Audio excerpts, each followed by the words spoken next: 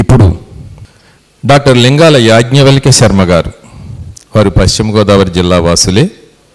వారు భాషా ప్రవీణ చదువుకున్న తర్వాత పాయకరావుపేటలో ఉద్యోగిస్తూ శ్రీకాళహస్తి మహాత్మ్యం మీద ఎంఫిల్ చేసి పరిశోధన కవిత్రయ సాహిత్యంలో ధర్మ ప్రస్తుతి సమగ్ర పరిశీలన చేసినటువంటి ఆయన జిల్లా ఉత్తమ ఉపాధ్యాయ బహుమతి కూడా స్వీకరించారు.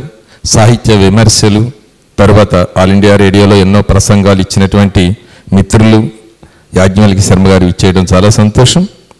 ఇప్పుడు ఆయన స్వర్గమాత అని డాక్టర్ ఉమరాలేశ గారు రాసినటువంటి పుస్తకం మీద తత్వబోధామృతం ఏ విధంగా ఉంది అనేది మనకి అందిస్తారు.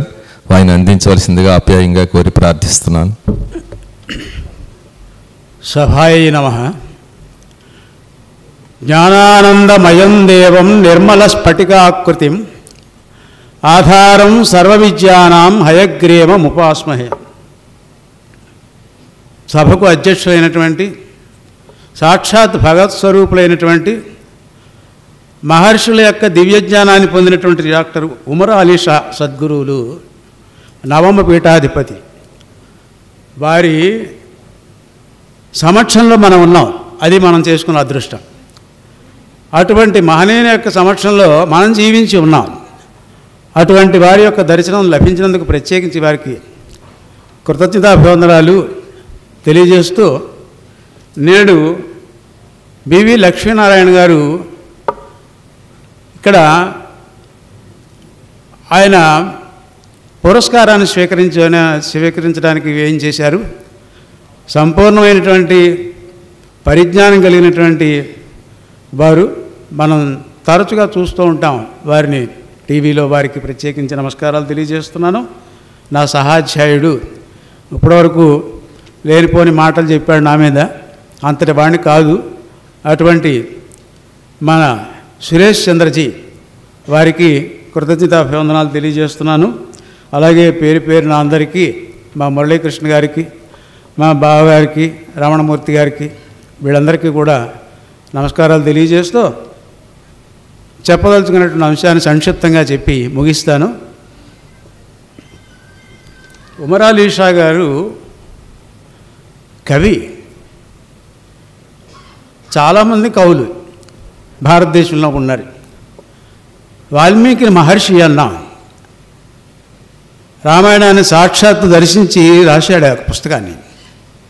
దాన్ని ఇతిహాసం అని కూడా అన్నాం. జరిగినటువంటి కథ. మహాభారతాన్ని వ్యాసుడు రాశాడు. అందరికీ గురువుగా మనం వ్యాసుని భావిస్తూ ఉంటాం. కావ్యము అనేటటువంటిది ఈనాటి వరకు నిలబడింది.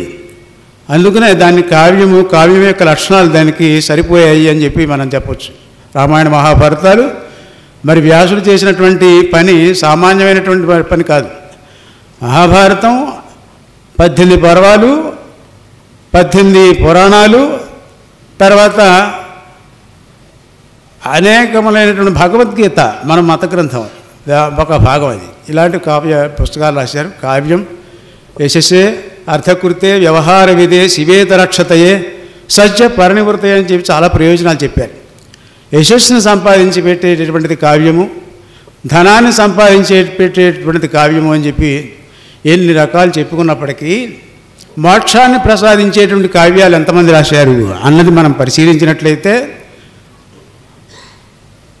మనకి సమీపంలో ఉన్నటువంటి 6వ పీఠాధిపతి అయినటువంటి ఉమర్ అలీ షా గారి యొక్క సాహిత్యం కనుక చూసినట్లయితే నిజంగా నోబెల్ బహుమతులు ఇవ్వాలి అంటే అటువంటి మహనీయులకి ఇవ్వాలేమో అని అనిపిస్తుంది. శతాధిక గ్రంథకర్తలు వారు. ఆయన రాసినటువంటి పుస్తకాలన్నీ కూడా వైదికపరమైనటువంటి ఆధ్యాత్మికపరమైనటువంటి గ్రంథాలు రాసి ఎంతమంది మనసుల్లో ఆయన చొచ్చుకుపోయారో మనం చూస్తూనే ఉన్నాం. అనేక మంది ఆధ్యాత్మిక గ్రంథం చాలా కష్టం రాయటం, రచించడం అనేటువంటిది. మరి చాలామంది మహర్షులు చెప్పినప్పుడు అనేక సంస్కృత కావ్యాల్లో మనకి ఉన్నప్పుడు, నిశ్చితమైనప్పుడు, అర్థం చేసుకోలేని పరిస్థితిలో ఉన్నప్పుడు చాలా పుస్తకాలు రాశారు. అందులో ఒక పుస్తకం ఇప్పుడు స్వర్గమాత అని చెప్పి, మనం అనుకునేటువంటి స్వర్గం రంభ ఊర్వశి తిలోత్తమ మేనక మొదలైనటువంటి వాళ్ళు మనం ఏదో పుణ్యం చేస్తే అక్కడేదో మనం సుఖంగా ఉండొచ్చు, ఇంద్రుడు ఉంటాడు అని చెప్పి ఆ అర్థంలో రాయలేదు. స్వర్గం అంటే మోక్షము అని, మాత అంటే కాంత అని చెప్పి మోక్షకాంత, మోక్షాన్ని ప్రసాదించేటువంటి విధానం ఆయనకు మార్గాన్ని చెప్పాడు మనకి. అందువల్ల ఈ స్వర్గమాత అనేటువంటి కావ్యం చాలా ప్రసిద్ధి పొందినటువంటి కావ్యంగా మనం చెప్పవచ్చు. దీని మీద అనేక మంది పండితులు మాట్లాడటం జరిగింది. ఈ సభలోనే, పిఠాపురం సభలోనే మనకి పెద్దాడ వెంకటలక్ష్మి సుబ్బారావు గారు మహనీయులు ఆయన ప్రసంగించటం, ఈ భీమవరంలో కూడా ఆయన సన్మానం పొందటం జరిగింది. మరి అటువంటి కావ్యాన్ని గురించి సంక్షిప్తంగా మనం చెప్పుకుందాం. తర్వాత ఈయన రాసినటువంటి పుస్తకాలు చాలా ఉన్నాయి. అందులో అన్ని ప్రక్రియల్లోనూ నాచన స్వామన అని చెప్పి బసవ పురాణం రాశాడు, ఇలాగా అని చెప్పి చాలా ప్రక్రియలు ఉన్నాయని చెప్పి ప్రాచీన సాహిత్యం మనం చూసాం. మరి ఈనాటి సాహిత్యంలో ఆయన 1945 వరకు జీవించి ఉన్నారు. అనేక కావ్యాలు రాయటంలో ఆయన అన్ని ప్రక్రియలని రుచి చూశాడు. ఆయన అంటే ఒక ముస్లిం వ్యక్తి అనేటటువంటి భావన తీసేస్తే కనుక ఆయన సర్వమత సామరస్యాన్ని ప్రోత్సహించినటువంటి వ్యక్తిగా మనం భావిస్తే, మన తెలుగులో ఆయన ఎన్నో పుస్తకాలు రాసి ఒక ప్రబంధం రాశారు, నాటకం రాశారు. మహాభారతంలో కౌరవ రంగం అనేటువంటి పుస్తకం, తర్వాత తత్వ సందేశం, ఇట్లాంటి పద్మావతి ఖండకావ్యాలు చెప్పనక్కర్లేదు. అందులో శ్రీరాముడు అనేటువంటి శీర్షిక కనుక చదివినట్లయితే ఎంత అద్భుతంగా ఉంటుందో ఆ ఖండకావ్యాల్లో. ఒకటి కాదు, అనేక అంశాలు ఖండకావ్యాల్లో మనకు ఉంటాయి. అలాగనే ఈ చెప్పుకోవాలంటే ఆయన కావ్యాల గురించి చాలా ఎన్ని రోజులు చెప్పుకున్నా సరిపోదు. అందులో స్వర్గమాత గురించి మనం సంక్షిప్తంగా చెప్పుకుందాం. ఈ స్వర్గమాత అనేటువంటి దాంట్లో మనం ముఖ్యంగా చెప్పినటువంటి అంశం ఏంటంటే, సాధకుడికి మోక్షాన్ని ఇస్తుంది అనే విషయాన్ని మనకు ప్రతిపాదించాడు ఇందులో. సాధనముల పనులు సమకూరు ధరలోన అని చెప్పినట్లుగా సాధకుడు ఎవడైతే ఉంటాడో వాడికి మోక్షాన్ని ప్రసాదిస్తుంది. అది మొత్తం మీద సారాంశం మనం చెప్పాలంటే అలా చెప్పుకోవచ్చు. అలాగే తన 32వ ఏట రాసినట్టుగాను 1919వ సంవత్సరంలో మొదలు పెడితే ఈ వేట వరకు 11,000 ప్రతులు ప్రింట్ అయ్యాయంటే ఈ కాలంలో కూడా కొత్తగా ప్రింట్ అవుతున్నాయి. అందువల్ల ఆ గ్రంథం ఎంత ప్రశస్తి పొందిందో, 8 సార్లు ముద్రించబడింది ఆ గ్రంథం.